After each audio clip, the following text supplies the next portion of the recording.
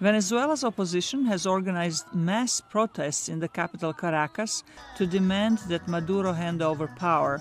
Bolton told reporters Tuesday that Venezuela's future will be determined in the next few days. If this effort fails, they will sink into a dictatorship from which there are very few possible alternatives.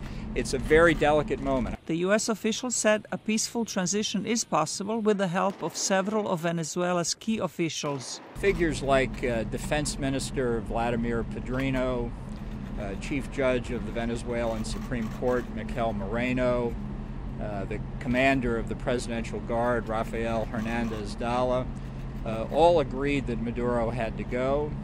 They need to be able to act this afternoon or this evening to help bring other military forces to the side of the interim president. Bolton said Venezuela is controlled by a military regime, which in turn is controlled by Cuba and possibly Russia. He said Maduro's forces remain on his side out of fear. I think it's fear of the 20 to 25,000 Cuban security forces in the country.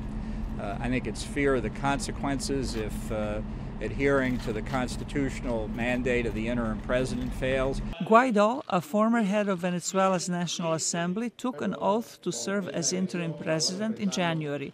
More than 50 nations recognized him as acting president, but Maduro still has the support of China, Cuba, Russia, Iran, and Turkey. The unrest has caused a humanitarian crisis in the impoverished country.